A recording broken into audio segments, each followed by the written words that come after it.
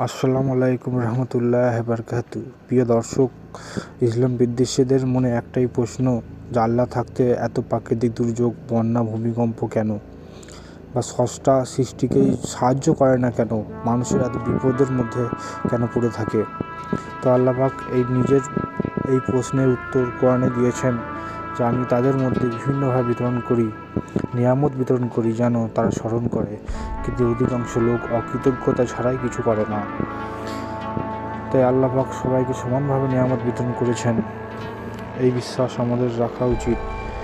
তাই আল্লাহ সূরা বাকারার মধ্যে আবার উত্তর দিয়েছেন, অবশ্যই আমি তোমাদেরকে পরীক্ষা করব, কিছুটা ভয়, ক্ষুধা, মাল ও জানের ক্ষতি এবং ফসল বিনষ্টের মাধ্যমে, তবে ধৈর্য ধারণকারীদের সুসংবাদ দাও।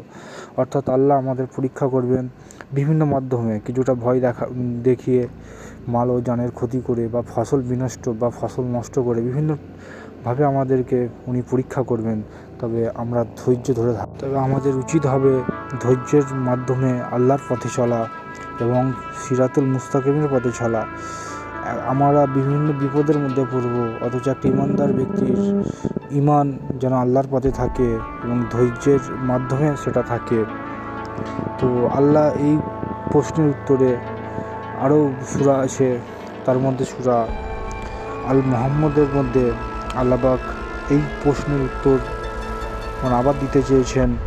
সেটি হলো যে আমি তোমাদেরকে বিভিন্নভাবে পরীক্ষা করব এবং তোমাদের উচিত হবে ধৈর্যর সঙ্গে চলা, সেটা তোমাদের জন্য সুসংবাদ হিসাবেই থাকবে। সেজন্য আল্লাহ সূরা বাকারার মধ্যে বলেছে, ধৈর্য ধারণকারীদের সাথে কারীদের সুসংবাদ দাও।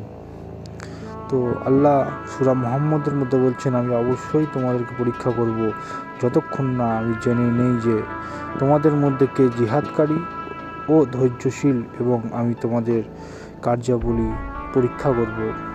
তাই আমাদের ধৈর্যের মাধ্যমে চলতে হবে এবং জিহাদ করে চলতে হবে। জিহাদ মানে সর্বোচ্চ প্রচেষ্টা করা।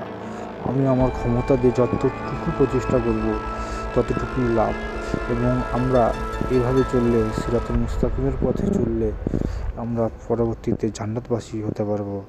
এখানে শেষ করলাম। আসসালামু আলাইকুম রহমতুল্লাহ বারকাতুহু।